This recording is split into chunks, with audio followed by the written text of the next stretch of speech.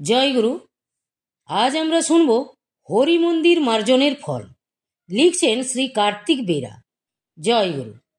পুণ্যক্ষেত্র কুরুক্ষেত্র সমারাঙ্গনে সরসজ্জায় শায়িত অবস্থায় মহাপ্রাজ্ঞ মহাবিজ্ঞ মহাধনুর্ধর মহাবীর কুরু পিতামহ বিশ্বদেব ধর্মপুত্র যুধিষ্ঠিরের ভ্রান্তি অপনোদনের নিমিত্ত তাহাকে নানান উপদেশ প্রদান করিয়া যখন দেখিলেন সে প্রাণে শান্তি পাইতেছে না, তখন তিনি আরও একটি পৌরাণিক কাহিনী আরম্ভ করিলেন। ইক্ষ্বাকু বংশমধ্যে মহাধর্মশীল ও দেবদ্বিজে ভক্তিপরায়ণ এক রাজা ছিলেন। তার নাম যজ্ঞধ্বজ। তিনি তখন জম্মুদ্বীপের একচ্ছত্র অধিপতি। সৈন্য সামন্ত লোক লস্কর দাস দাসী ধন ঐশ্বর্যে তাহার কোনো অভাব নাই। কুলপুরোহিত বেতিহোত্র রাজার মঙ্গল কামনায় দেব পূজা যাগ যজ্ঞ ইত্যাদি কর্মে সর্বদা ব্যাপৃত থাকিলেও দেব মন্দির নিজ হস্তে মার্জন না করিলে রাজা মনে শান্তি পান না। তাহাই শত ব্যস্ততার মধ্যেও তিনি প্রতিদিন প্রাতঃ ও সন্ধ্যায় নিজ হস্তে মন্দির মার্জনা করিতেন। সকল সম্পদ থাকা সত্ত্বেও রাজার এহেন আচরণ দেখিয়া একদিন পুরোহিত মহাশয় এর কারণ জিজ্ঞাসা করিলেন। মহারাজ হাসিয়া আনন্দের সহিত তাহার পূর্বজন্মের কথা পুরোহিত মহাশয়কে কহিতে লাগিলেন। পূর্বজন্মে যজ্ঞমালী নামে আমি এক বৈশ্য সন্তান ছিলাম। অতি শৈশবকাল হইতে আমি অত্যন্ত দুষ্ট প্রকৃতির ও পাপাচারী ছিলাম। পরদ্রব্য চুরি, পরপীড়ন, মিথ্যাচার, প্রাণীহিংসা, পিতামাতাকে অবজ্ঞা ও দেবদ্বিজে বিদ্বেষ ইহাই ছিল আমার প্রকৃত স্বভাব। প্রত্যেকেই নানাবিধ প্রয়াস করিয়াও যখন আমাকে আর সৎ পথে ফিরাইতে পারিলেন না, তখন একদিন পিতামাতা ভাতৃগণ ভৎসনা ও প্রহার করিয়া আমাকে গৃহ হইতে তাড়াইয়া দিলেন। তিরস্কৃত ও প্রহিত হইয়া ক্ষোভে দুঃখে অভিমানে আমি আপন মনে পথ চলিতে চলিতে এক গভীর অরণ্য মধ্যে প্রবেশ করিলাম। ক্রমে সূর্য অস্তগত প্রায়। কোথায় যায় কোথায় রাত্রি কাটায়, শেষে অকস্মাৎ অনতি দূরে একটি ভগ্নপ্রায় দেব মন্দির নয়নগোচর হইতেই অতি শীঘ্র সেখানে যাইয়া উপস্থিত হইলাম। সারা দিবস অনাহার দুশ্চিন্তায় পথশ্রমে শ্রান্ত ক্লান্ত অবসন্ন দেহে বসিতে যাইয়া দেখি ভগ্ন মন্দিরের মধ্যে বৃষ্টির জল ও আবর্জনা জমিয়া রহিয়াছে। এতদূর দৃশ্য নয়নগোচর হইতেই শশব্যস্তে অতি কষ্টে সেই মন্দিরের মধ্যস্থল নিজ হস্তে পরিষ্কার করিয়া তাহার উপরেই শুইয়া পড়িলাম। সেই দেব মন্দিরে এক ভয়ানক বিষধর সর্প বাস করিত। শরীর অবসাদগ্রস্ত থাকায় স্বভাবতই আমার নিদ্রার আবেশ আসিলে সেই ভয়ঙ্কর সর্প পদতলে দংশন করিল এবং সেই নিশাকালেই আমার প্রাণ বিনাশ হইল। তৎক্ষণাৎ দুইটি যমদূত আসিয়া আমায় মহাপাশে বন্ধনপূর্বক জমালয়ে লইয়া চলিল। হেনকালে আবার দুইটি বিষ্ণুদূত আসিয়া তাহাদের গতি রোধ করিয়া আমাকে পাশবন্ধন হইতে মুক্ত করিয়া লইয়া যাইতে চাইলে সেই যমদূতগণ করজোড়ে বিষ্ণুদূতগণকে বলিল, আমরা ধর্মরাজের অনুচর, তাহার আজ্ঞা অনুসারেই আমরা পাপাত্মাদের যমের সদনে লইয়া যাই এবং ধর্মরাজ তাহাদের পাপ পুণ্যের বিচার করিয়া যথোপযুক্ত বিধান দান করেন। এই যজ্ঞমালী অত্যন্ত পাপী, ইহার পাপের কথা বলিয়া শেষ করা যাইবে না, তাহাই ইহাকে আমরা লইয়া যাইতেছিলাম। কিন্তু আপনারা কে এবং কি কারণেই বা ইহাকে পাশমুক্ত করিয়া লইয়া যাইতে চাইতেছেন? তখন সেই বিষ্ণুদূত আপন পরিচয় প্রদানপূর্বক বলিলেন, ত্রিজগতের যিনি হর্তাকর্তা বিধাতা সৃষ্টি স্থিতি লয় যাহার ইঙ্গিতে সাধিত হয়, সেই সর্বদেব দেব ভগবান বিষ্ণুর কিঙ্কর আমরা।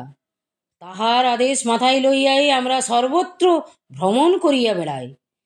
শ্রী বিষ্ণু ভগবানের দূতগণ আরও বলিতে লাগিলেন, যে সমস্ত মনুষ্যগণ হরিনাম স্মরণ মনন, হরি পূজারতি, হরিমন্দির মার্জনা, হরিনাম শ্রবণ কীর্তন এবং দাস্য সখ্যাদিভাবে আত্মনিবেদন করিয়া থাকেন, তাহারা সর্বপাপাচরণ হইতে মুক্তি লাভ করিয়া থাকেন।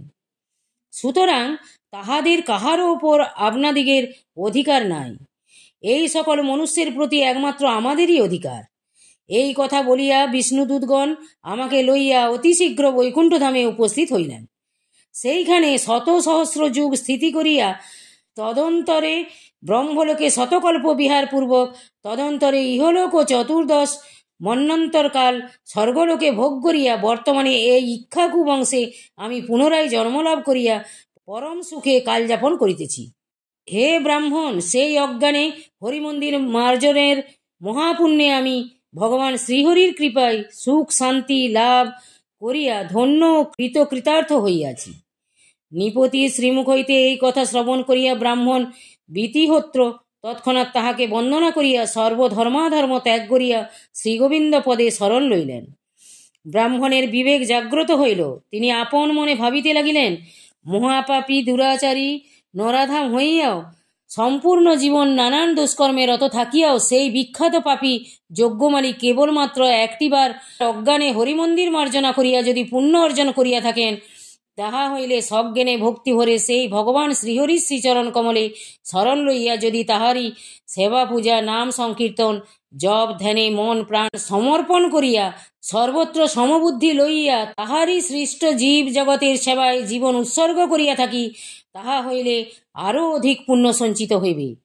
মানব জীবনের চরম সার্থকতা লাভ অর্থাৎ মুক্তি লাভ হইবে, এ বিষয়ে বিন্দুমাত্র সন্দেহ নাই।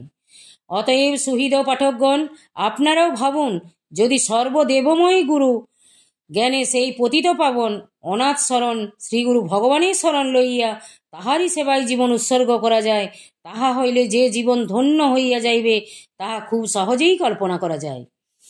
কারণ শাস্ত্র ও মহাপুরুষগণের বাণীতে এতদ বিষয়ে ভুরি ভুরি প্রমাণ পাওয়া যায়। প্রসঙ্গত শ্রী শ্রী সন্ত দাস বাবাজি মহারাজের চিঠির কিয়দংশ বর্ণনা করিলাম। আশ্রিত শব্দের অর্থ যিনি আশ্রয় লাভ করিয়াছেন, যিনি নিজের নিজত্ব পরিত্যাগ করিয়া নিজের উপর নির্ভর না করিয়া গুরুর উপর সম্পূর্ণ নির্ভর করেন, যাহার কোনো কার্যে অভিমান নাই, আদেশ প্রতিপালন করাই যাহার জীবনে সার, তিনি তো মুক্তই হইয়াছেন। তাহার ইহলোকে কর্মবশে প্রত্যাগমনের সম্ভাবনা নাই। যমদূতের সঙ্গে তাহার কোনো সম্পর্ক হয় না। এতদ্য ব্যতীত শ্রী চৈতন্য চরিতামৃত গ্রন্থে মহাজন কৃষ্ণদাস কবিরাজ গোস্বামী বলছেন, হরিরুষ্ট হলে গুরু রাখিবারে পারে, গুরু রুষ্ট হলে হরি রাখিবারে নারে। আরও বলছেন যে, গুরু তেজে গোবিন্দ ভজে, সে পাপী নরকে মজে। তাহা হইলে একবার ভাবিয়া দেখুন, গুরু সেবার কি ফল পাওয়া যাইতে পারে। হে সতীর্থ ভাতৃবৃন্দ, আসুন আর বৃথা কালক্ষেপ না করিয়া, শুধুমাত্র স্ত্রী পুত্রের সেবাতেই কালযাপন না করিয়া, ক্ষণিক সুখের লালসায় শুধু ভোগ ঐশ্বর্যের পিছনে না ছুটিয়া, সামান্য স্বার্থের লোভে পরস্পরে দেশাদেশি না করিয়া, জীবনের একমাত্র পরম শ্রেয়কে দূরে না ঠেলিয়া, সকল আশায় জলাঞ্জলি দিয়া, একমাত্র যাহা করিলে মনুষ্য জীবন ধন্য ও কৃতার্থ হইয়া যাইবে, সেই শ্রীগুরু ভগবানের রাতুল চরণ যুগলে শরণ লইয়া জীবনের বাকি কয়টা দিন নির্বিঘ্নে ও নিশ্চিন্তে কাটাইয়া দিই। জয়গুরু নামে দিক দিগন্ত মুখরিত করিয়া, ভাই ভাই হাত ধরিয়া, কাঁধে কাঁধ মিলাইয়া, তাহারই এপারের কর্মে ঝাঁপাইয়া, তাহারই সেবায় জীবন উৎসর্গ করি। নিজ জীবন আনন্দময় হোক, সংসার সুখময় হোক, সমাজ তথা সমগ্র পৃথিবীতে মহাশান্তি বিরাজিত হোক। সমাজ সংসারে আবার সেই শ্রী শ্রী ঠাকুর মহারাজের চির আকাঙ্ক্ষিত প্রাচীন ঋষিযুগের মহান ধারা পুনঃ প্রবাহিত হোক, আর আমরা তার শুভাশীর্বাদ লাভে ধন্য ও কৃতার্থ হই। জয় গুরু, জয় গুরু। আজ এই পর্যন্তই। যদি আপনাদের ভালো লেগে থাকে তাহলে চ্যানেলটিকে সাবস্ক্রাইব করে সাথে থাকবেন। জয় গুরু, জয় গুরু।